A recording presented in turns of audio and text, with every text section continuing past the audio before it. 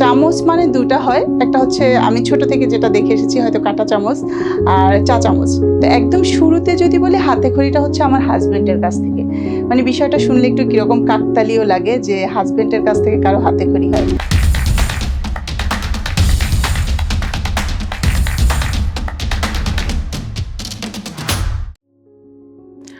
আমি নিশাত আঞ্জুম।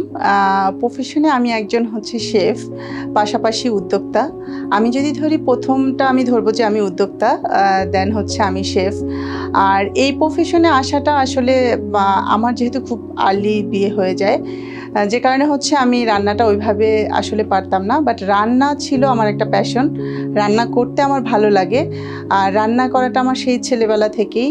রান্নার হাতে খড়ি বা রান্না ভালো লাগা যে বিষয়টা, সেটা কাজ করে আসলে নানুর হাতে নানান রকমের পিঠা দেখে।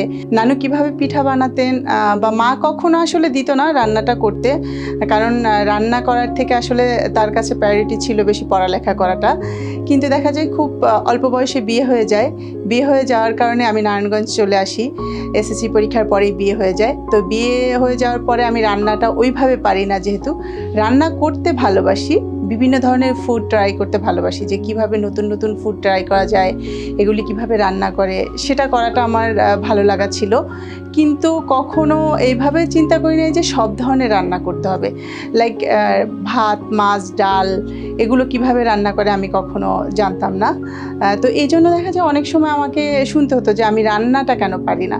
আসলে প্রচণ্ড জেদ ছিল যে পারি না, যেহেতু কথাটা শুনতে হচ্ছে, তো কি আছে এটার ভিতরে সেটা দেখি। তো একদম শুরুতে যদি বলি হাতে খড়িটা হচ্ছে আমার হাজবেন্ডের কাছ থেকে।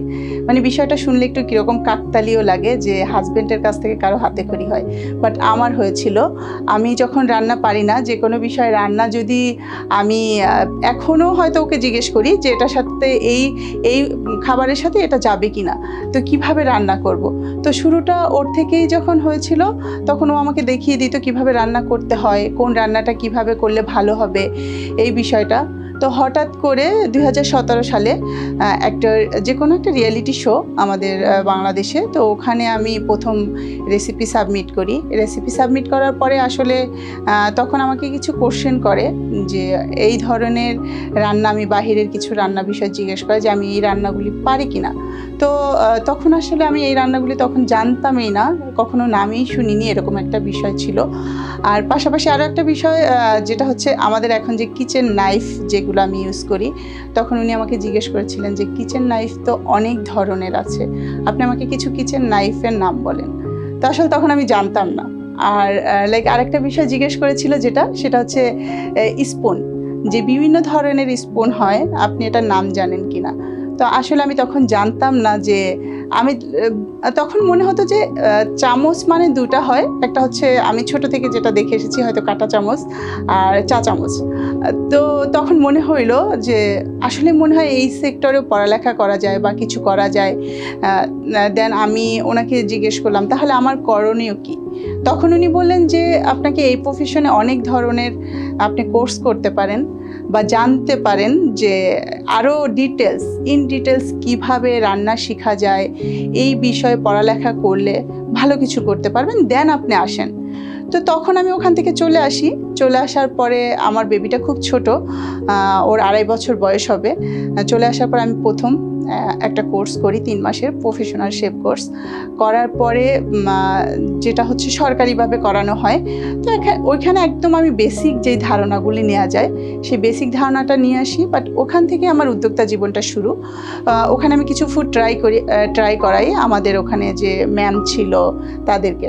তারা আসলে আমার খাবার টেস্ট করে অনেক বেশি ভালো বলে, যে তুমি চাইলে এটাকে ক্যারিয়ার হিসাবে নিতে পারো, তুমি ভালো কিছু করতে পারো। তখন আমি অনলাইনে একটা পেজ খুলি, যে অনলাইনে পেজের মাধ্যমে দেখা যায় মানুষের রেসপন্সটা খুব ভালো আসে। একদম 2019 পর্যন্ত রেসপন্সটা খুব তুঙ্গে থাকে, আর আমার খাবারের টেস্ট সবার কাছে অনেক বেশি ভালো লাগে। প্রচুর অর্ডার আসে, প্রতিদিনই দেখা যায় আমার ফুড ডেলিভারি দিতে হইতো। তো তখন আমার হাজব্যান্ড আসলে বাহিরে ছিলেন। তো আমার যেহেতু রেসপন্সটা অনেক ভালো, ওকে বলি চলে আসো, দুইজনে মিলে একসাথে হচ্ছে ফুড বিজনেস করব। আর প্রফেশনে চলে আসার পরে এখন এত সবার একটা ভালো রেসপন্স পাচ্ছি, সবাই এত ভালো বলছে। তো হাজব্যান্ড ওয়াইফ দুজনে মিলে আমরা বিজনেসটা শুরু করার পরে প্রথমে যেটা করি, আমি একটা ফুড কার্ট নেই, পাশাপাশি একটা কফি শপ ছিল, আর একটা হচ্ছে স্কুলে একদম একটা ওখানে ক্যান্টিন ছিল। তো 3টা বিজনেস একসাথে আমার খুব একদম চলছিল, ভালো লাগছিল, ভালো লাগাটা আরও বেশি কাজ করছিল। 1429-এ যখন আমি রেসিপি সাবমিট করি, তো রেসিপি সাবমিট করার পরে আমি অডিশন রাউন্ডে সিলেক্টেড হয়ে হচ্ছে ঢাকা গ্র্যান্ড অডিশনের জন্য আসি। তো গ্র্যান্ড অডিশনের দিন হচ্ছে আমাদের টপ 40 থেকে, পুরো বাংলাদেশ থেকে, আসলে টপ 40 থেকে হচ্ছে টপ 20 নিবে।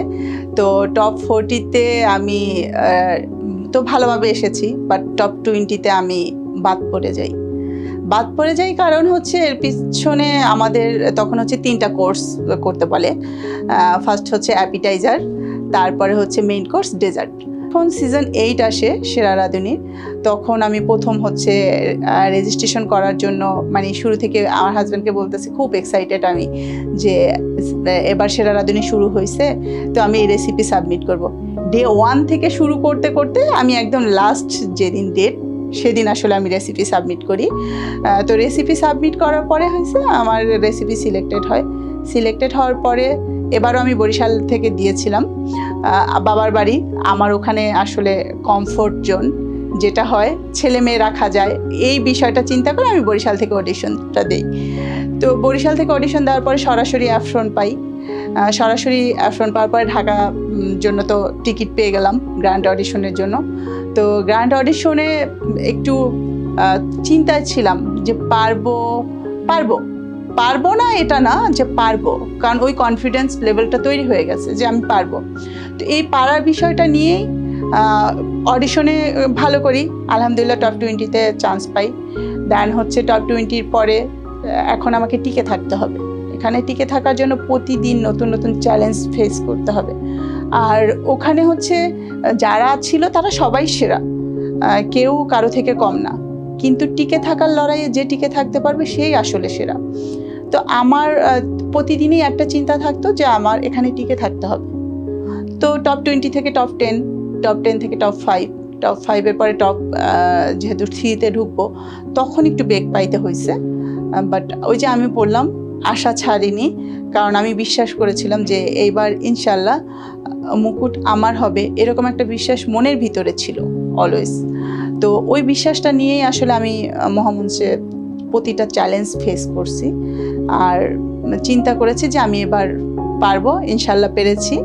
এবার যেহেতু আমি সেরা রাঁধুনি সিজন 8-এর চ্যাম্পিয়ন, তো এই বিষয়টা আসলে আমার অনেক ভালো লাগা কাজ করে।